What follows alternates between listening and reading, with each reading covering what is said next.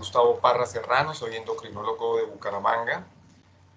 Esta conferencia hace parte del conjunto de conferencias que se desarrollan por parte de la Asociación Colombiana de Endocrinología para el capítulo Santander.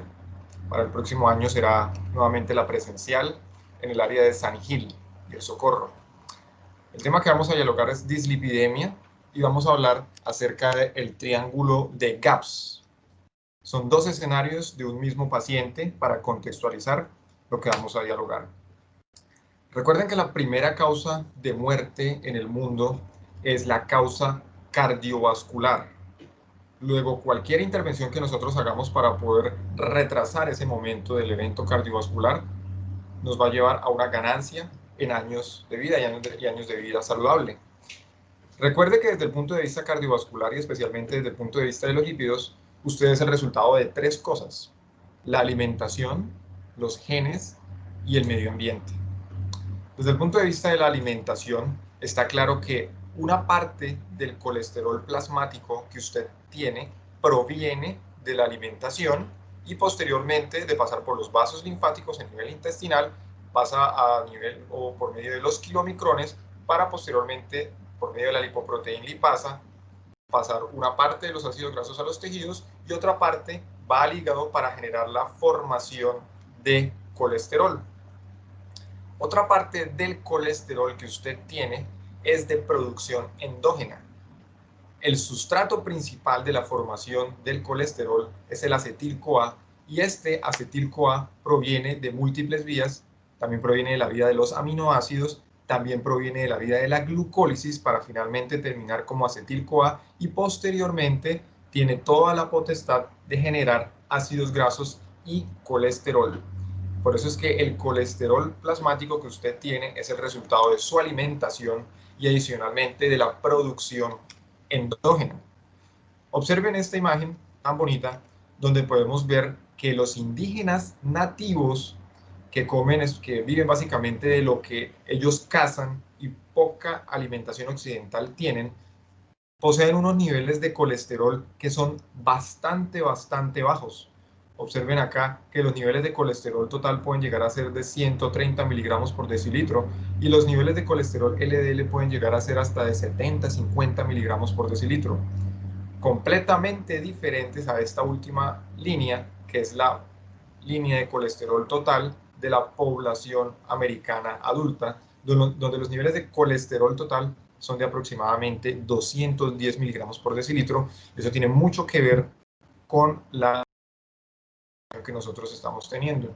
Esta es la distribución de los niveles de colesterol en el estudio de corte de Framingham, donde podemos observar dónde se encuentra distribuido, digamos, por niveles de colesterol LDL cada una de las personas en la población. Y en general, la mayoría de colesterol LDL en la población se observa que se encuentra entre los 110 a 150 miligramos por decilitro, que es un valor que, digamos, que puede afectar el riesgo cardiovascular. Está claro que mejorar la alimentación va a mejorar los niveles de colesterol LDL. Y eso se puede observar en este estudio, más bien en este metaanálisis, donde se ve que tener una dieta vegetariana comparado con una dieta convencional disminuye los niveles de colesterol LDL en hasta 21 miligramos por decilitro. Lógicamente, entre usted más mal coma, entre más proteína tenga de ingesta y usted se cambie a una alimentación que sea vegetariana, más amplio, más alto va a ser el porcentaje de disminución de colesterol LDL que usted tenga. Ahora, si usted lo que quiere es mejorar los niveles de HDL y disminuir los triglicéridos, probablemente la mejor alimentación que usted pueda escoger es la alimentación mediterránea. Vamos a hablar un poquitico acerca de la fisiología del colesterol. Esto es agua y aceite. El agua y el aceite no se pueden mezclar. Entonces, si el colesterol es aceite hidrofóbico y adicionalmente, perdón, si el colesterol es aceite que es hidrofóbico y el agua es hidrofílico, entonces, ¿cómo viaja el colesterol en la sangre? Pues tiene que viajar envuelto en una lipoproteína. Esta proteína, que es hidrofílica, o sea, que puede viajar por el agua, es el medio. El colesterol y los triglicéridos van a viajar por el torrente sanguíneo para entregar los ácidos grasos que son vitales para muchas células. Y esta proteína que viaja por la sangre recibe muchos nombres dependiendo del lugar donde se produzca. Por ejemplo, a nivel del intestino, esta lipoproteína se le puede denominar kilomicrón. Este kilomicrón viaja por medio de los vasos, necesita unas enzimas para poder liberar los ácidos grasos. Esas enzimas son las lipoproteínas, y posteriormente quedan unos remanentes de kilomicrón que finalmente se van a unir a un receptor hepático por medio de una proteína específica para liberar los ácidos grasos y el colesterol a nivel hepático. Luego se forman otras lipoproteínas. Lipoproteína puede ser la VLDL, la LDL, posteriormente la IDL, y estas lipoproteínas tienen otras estructuras de membrana, por ejemplo la ApoE100, ApoE, que básicamente tienen unos receptores específicos para poder liberar sus ácidos grasos y el colesterol. ¿Por qué es tan importante esto? Porque una mutación en cada una de las proteínas que se encuentran alrededor de estos kilomicrones o de estas lipoproteínas necesariamente va a llevar a que exista un aumento a nivel de los niveles de colesterol o triglicéridos, o por qué no, una disminución si es una mutación que sea favorable. Entonces hay unas mutaciones que son desafortunadas. Por ejemplo, cuando usted tiene un colesterol LDL muy alto, que puede tener una causa genética, puede ser por mutación de los receptores del LDL. La lipoproteína de LDL, el receptor del LDL, hay una mutación de este receptor y esto no se puede unir. ¿Qué ocurre? Pues la molécula sigue dando vueltas y esto aumenta los niveles de colesterol.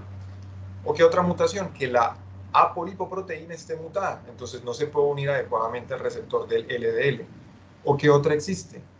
Un sustrato o una enzima que lo que favorece es la degradación del receptor del LDL, puede que esté mutada en aumento. Esto hace que haya mayor circulación de la PCSK9 y hay mayor degradación de los receptores de LDL.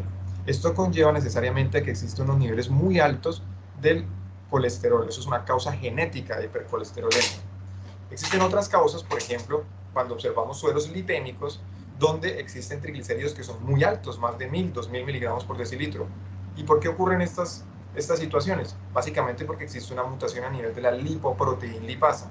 Y esta lipoproteína lipasa básicamente lo que hace es favorecer la salida de ácidos grasos de los kilomicrones o la VLDL para liberarlas a los tejidos. Cuando se encuentra mutada esta enzima, la lipoproteína lipasa, ¿qué ocurre? Pues van a permanecer los ácidos grasos dentro del kilomicrón o del VLDL, y esto necesariamente se va a traducir en que exista una hiperkilomicronemia o que existan niveles de triglicéridos muy altos. Entonces, observemos esta imagen. Aquí abajo es la edad en años, aquí a la izquierda son los niveles de colesterol, y aquí arriba en esta línea verde es el momento del evento cardiovascular. Entre usted más bajo tenga los niveles de colesterol LDL, usted puede permanecer mucho más años libre de un evento cardiovascular. ¿Cómo lo logra? Teniendo una alimentación saludable, teniendo fortuna genética de que no tenga ninguna mutación a nivel de todo el proceso, digamos, de la generación de cada una de las apolipoproteínas, que usted no tenga complicaciones o que no tenga factores de riesgo cardiovascular como tabaquismo, hipertensión, hipertrigliceridemia. Todas estas características hacen que usted tenga, o sobrepeso, o obesidad, que usted tenga un bajo riesgo cardiovascular y que usted tenga mayor probabilidad de no tener eventos cardiovasculares. Pero en la medida en que usted tenga factores de riesgo o que usted tenga un infortunio genético, usted tiene más posibilidad de tener el colesterol LDL más alto, y esto necesariamente se va a traducir en tener un evento cardiovascular en una edad mucho más temprana, como ustedes lo están observando en esta imagen, para finalmente acelerar el proceso de ateroesclerosis y generar el evento vascular aterotrombótico. ¿Ok? Paremos este proceso para disminuir el riesgo cardiovascular, y vamos a hablar de cómo evaluar el paciente para que pueda disminuirse ese riesgo cardiovascular o disminuir los eventos. Entonces vamos a observar este triángulo, que es con lo que usted debería trabajar todos los pacientes sus padres, sus tíos y hasta usted mismo. ¿Cuál es el riesgo cardiovascular de mi paciente? Ya vamos a ver qué tabla utilizamos para evaluar el riesgo cardiovascular. ¿Cuál es el LDL de mi paciente? ¿Desde qué punto arranco?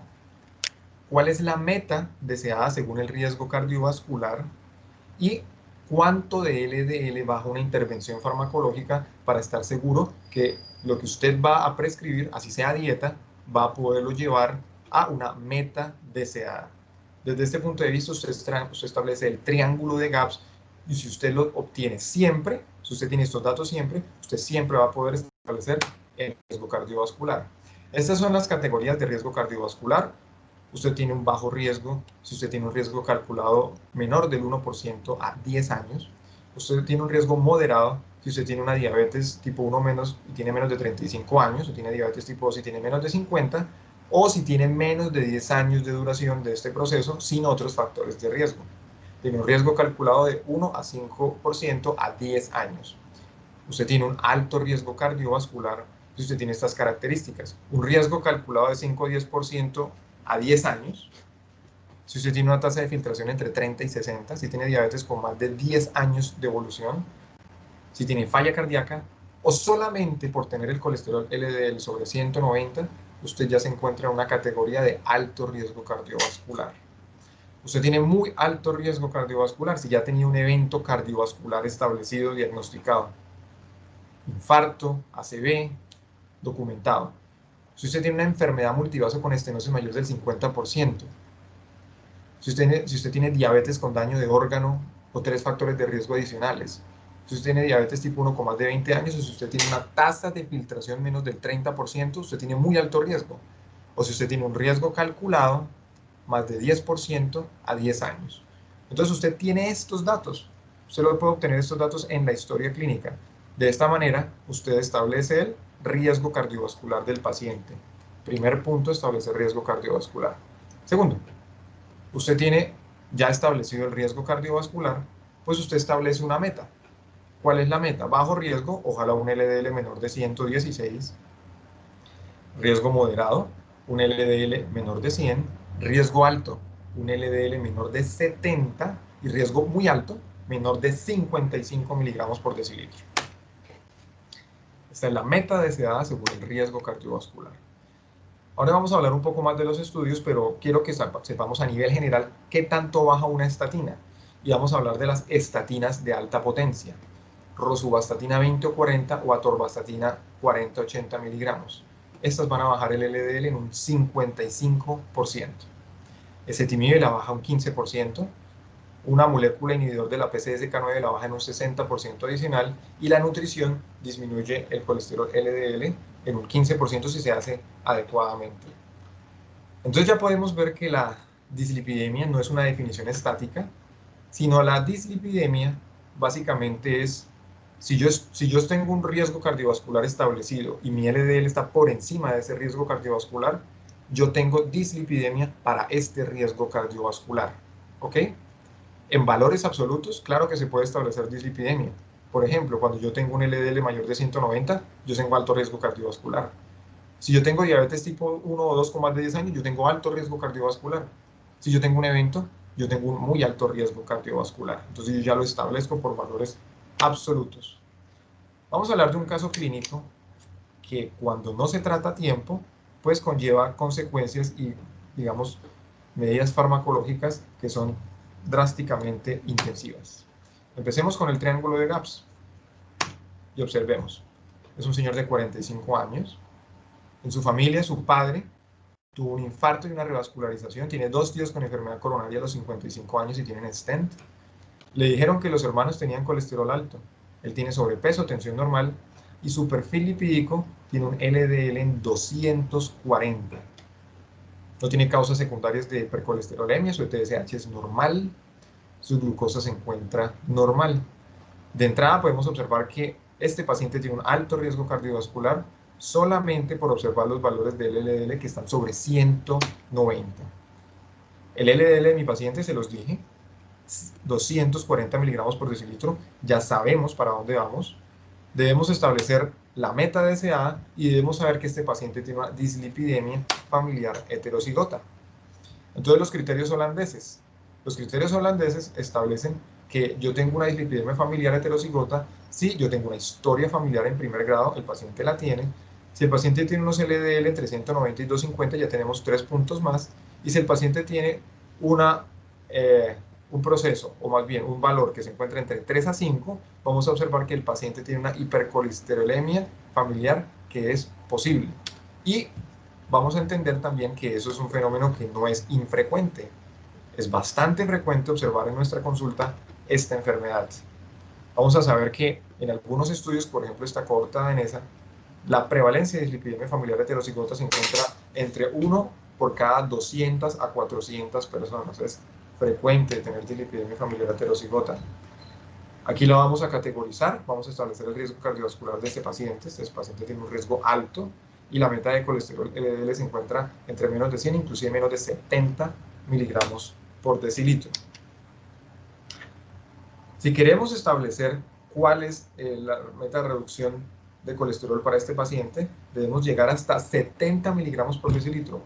¿Qué tanto se encuentra la diferencia entre 240 miligramos por decilitro de colesterol LDL hasta 70 miligramos por decilitro? Hay una diferencia de disminución de LDL de más del 60%.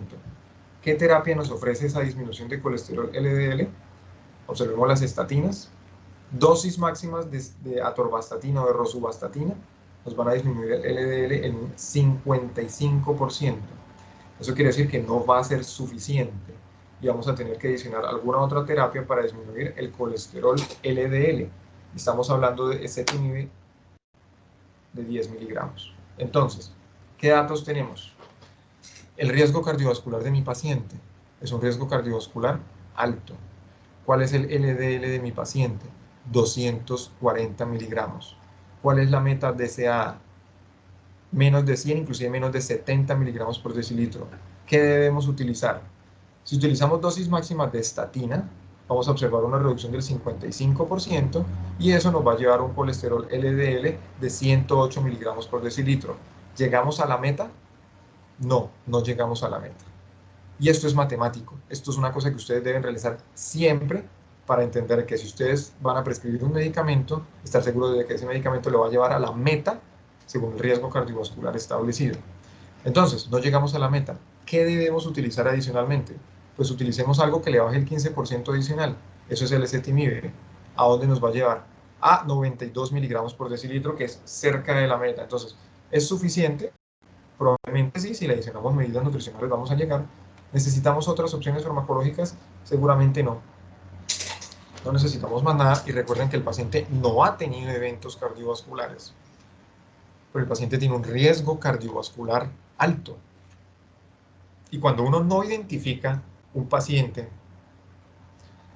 y no le identifica el riesgo cardiovascular y no lo trata, acuérdense que la primera causa de muerte en el mundo son los eventos cardiovasculares. El paciente no hizo caso. No hizo caso, y ustedes conocen a Libardo, él es hemodinamista, pues resulta que nos escribió y nos dijo que iba a salir a montar bicicleta, pero resulta que la siguiente mañana, en toda la madrugada, canceló la salida porque le tocaba ir a la fundación para poder realizar el manejo del paciente porque había tenido un evento cardiovascular. Entonces, le hizo el manejo, cateterismo cardíaco, enfermedad de 2 vasos, le puso un stent en la descendente anterior y un stent en la circunfleja. Hay enfermedad difusa aterosclerótica sin obstrucción significativa en el resto de la anatomía. El paciente no era formador, no era diabético, no era hipertenso y tenía un buen índice de masa corporal. Imagínense, usted lo observa en la calle y usted dice, esta persona no tiene alto riesgo cardiovascular. Pero le pregunta sus antecedentes, le mira el colesterol LDL y resulta que el paciente tenía dislipidemia familiar heterocigota. Esto es algo que se puede identificar desde que una persona es joven, desde que una persona es adolescente, pidiéndole un perfil lipídico, usted puede establecer si esta persona tiene una dislipidemia, o haciendo un tamizaje también por revisión de historia clínica, sabiendo si los familiares tienen antecedente de eventos cardiovasculares en edad temprana. Eso es una enfermedad que es prevenible. Y la dislipidemia familiar heterocigota adelanta los eventos cardiovasculares en más de 10 años comparado con las personas que no tienen dislipidemia heterocigota. Automáticamente este paciente ya no tiene un alto riesgo cardiovascular. Este paciente ahora tiene un muy alto riesgo cardiovascular. Eso significa que la meta de LDL del paciente es de 55 miligramos por decilitro. Prácticamente, ¿en qué se traduce? Muy alto riesgo, nuevamente, triángulo de Gaps. ¿Cuál es el riesgo de mi paciente? Muy alto. ¿Cuál es el LDL? 240. La meta cambió, ahora es menor de 55. Me voy a mirar si con lo que tengo es suficiente. Si yo estoy con dosis altas o máximas de atorborrosuba, llega el LDL a 110, ¿estoy en meta? No. Entonces pongámosle ezetimibe y le bajamos el LDL hasta 95. ¿Está en metas? No, no está en metas. Entonces, ¿qué tengo que hacer? Tengo que disminuirle más el colesterol, imagínense. Acuérdense de lo siguiente. Por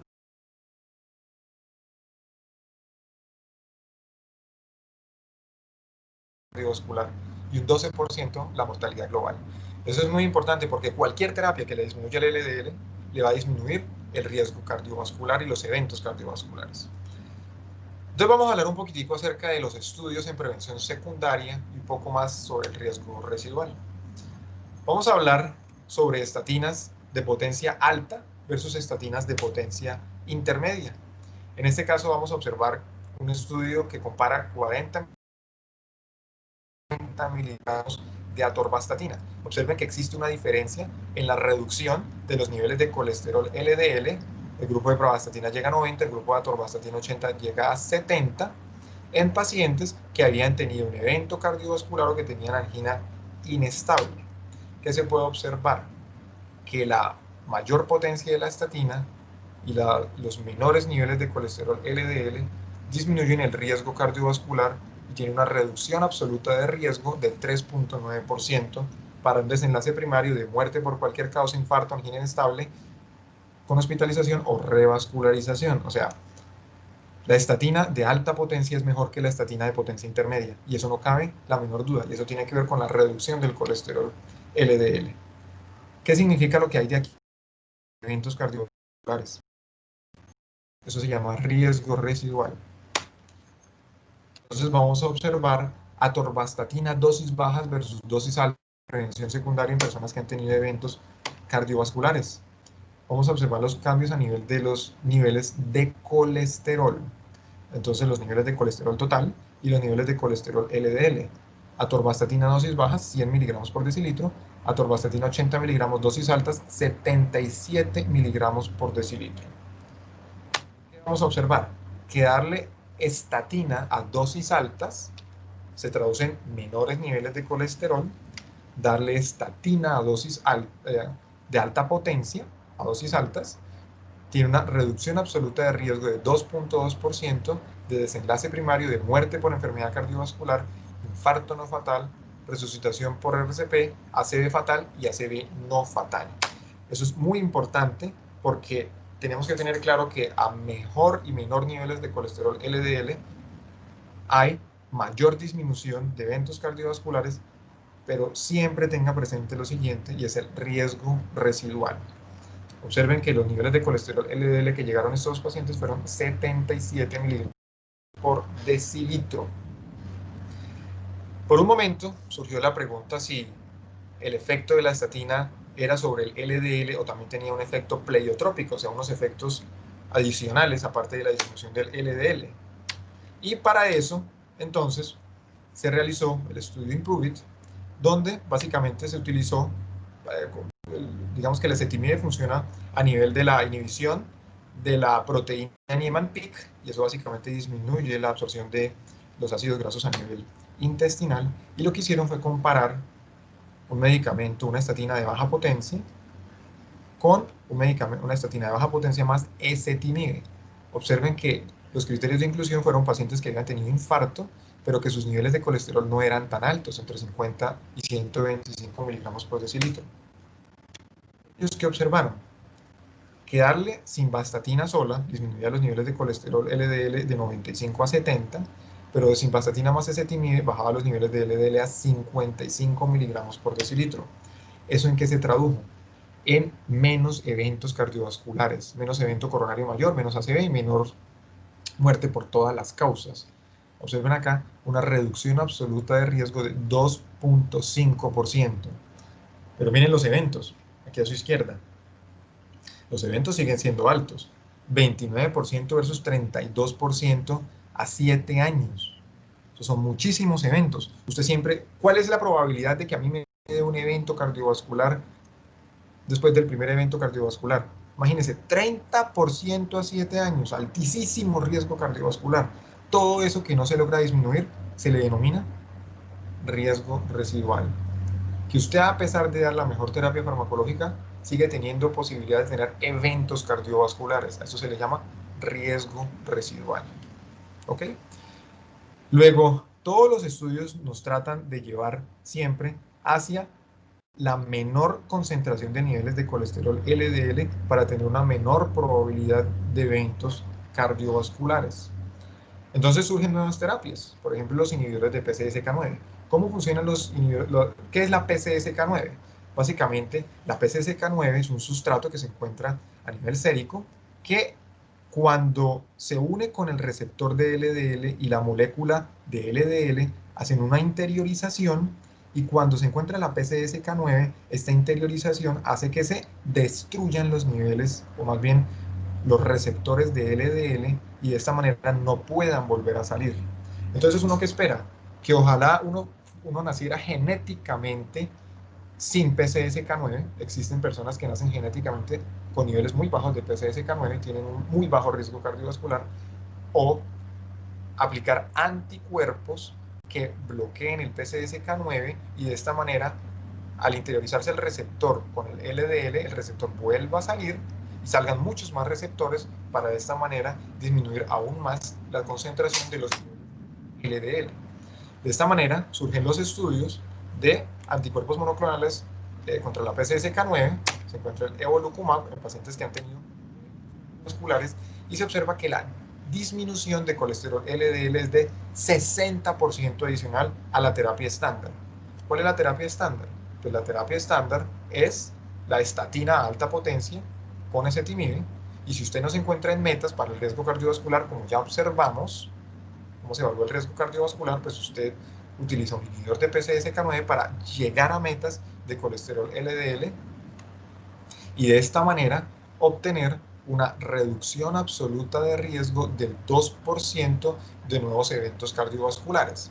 ¿Qué desenlace se evalúa acá? Muerte cardiovascular, infarto, ACV, hospitalización por angina inestable, revascularización coronaria. Observen acá, esto fue a 3 años. Entonces le dicen, bueno, doctor, a mí me dio un infarto. ¿Cuál es la probabilidad de que a mí me dé un infarto a 3 años si estoy supremamente bien manejado con una estatina de alta potencia y ezetimibe, pero no he llegado a metas? Yo le digo, pues mira, 3 años, en este estudio, la probabilidad fue 14% de eventos cardiovasculares si yo no tenía un inhibidor de PCSK9 y 12% de eventos cardiovasculares si yo sí tenía un inhibidor de PCSK9. Quiere decir que tengo un muy alto riesgo cardiovascular y que entre más bajo los niveles de colesterol LDL, tengo menor riesgo de presentar eventos cardiovasculares en este desenlace primario. Y vuelve y juega, siempre existe un riesgo residual. ¿Cómo si 12%? ¿Eso no es mucho?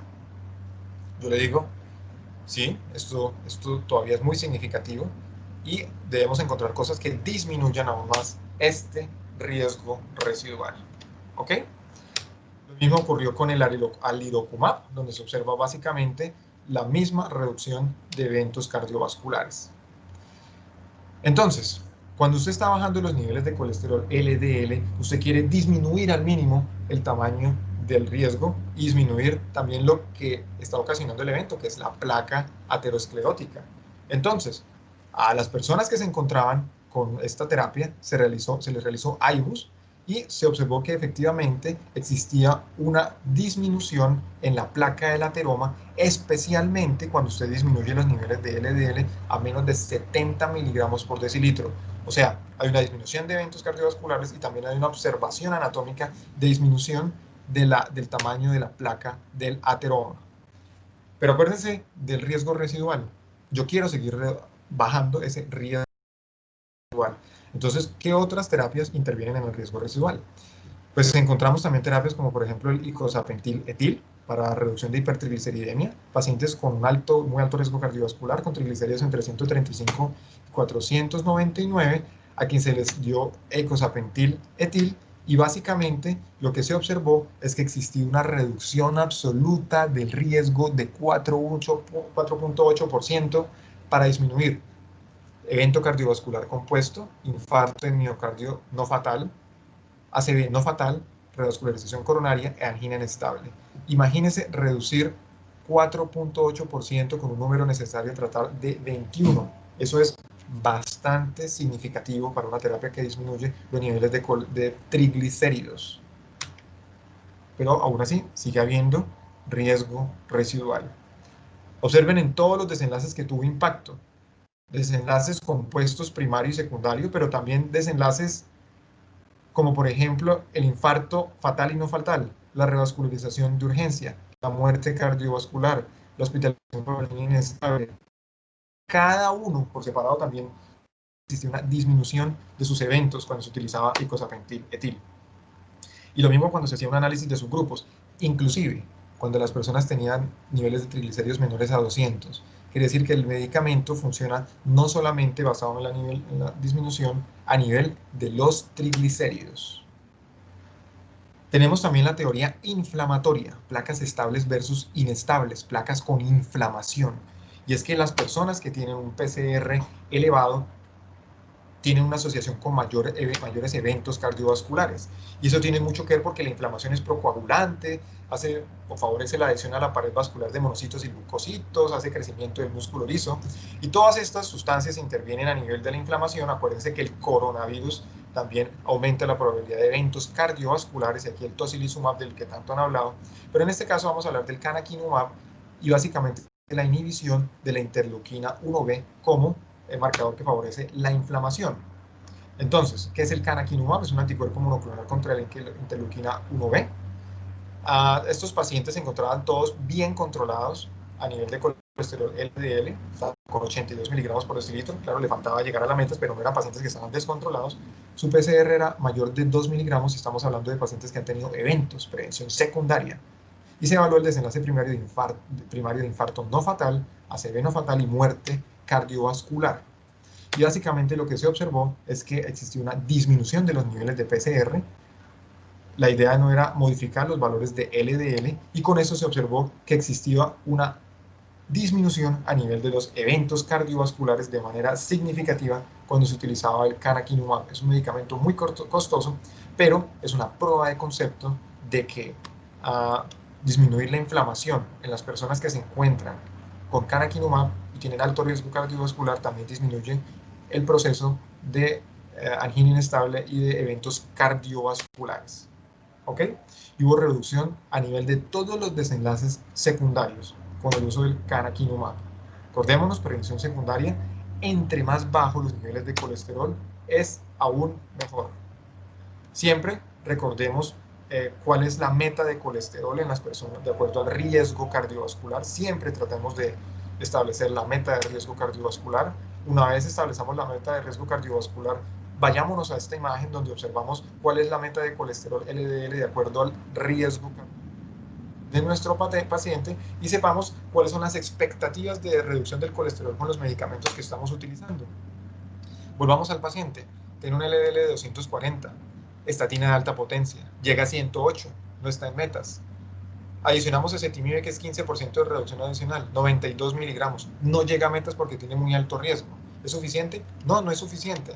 Otras opciones sí, inhibidores de PCSK9, LDL, que esperamos que llegue el paciente, 35 miligramos por decilitro, y vamos a llegar a metas. Pero obviamente el paciente seguirá teniendo riesgo residual, que es lo otro que yo le quiero establecer acá.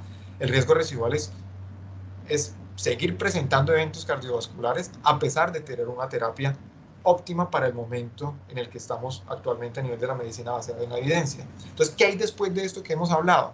Todas estas terapias que hemos hablado, ¿qué hay después de esto? Yo diría que hay antes de esto. Y antes que esto se encuentra irnos atrás, irnos en la prevención primaria, en nuestra consulta de atención primaria, donde tenemos los pacientes que no han tenido un evento cardiovascular, a los cuales podemos establecer el triángulo de gaps, establecerles el riesgo cardiovascular que tiene este paciente, la meta y darles un medicamento o una terapia nutricional apropiada para poder llevar a la meta a este paciente. Recordemos lo siguiente, la primera causa de muerte en el mundo es cardiovascular. Luego, todo el tiempo y de los principales elementos que debemos valorar en nuestra consulta de atención primaria es el riesgo cardiovascular y lo debemos hacer muy bien. Entonces, para llevar a su paciente, calcule el riesgo cardiovascular. Es la manera en la cual usted define su meta. La prevención primaria es el objetivo. En prevención secundaria, entre más bajo, mejor. En riesgo residual, en nuevos fármacos para poder establecer nuevas metas. Y hay nuevas vías involucradas a nivel del manejo que se encuentra en toda la patología cardiovascular. Espero que se lleven un mensaje claro a la casa y que se motiven a establecer el riesgo cardiovascular en todos nuestros pacientes para poder establecer las metas globales. Muchísimas gracias y le damos paso a la siguiente conferencia. Feliz día. Cuídense mucho.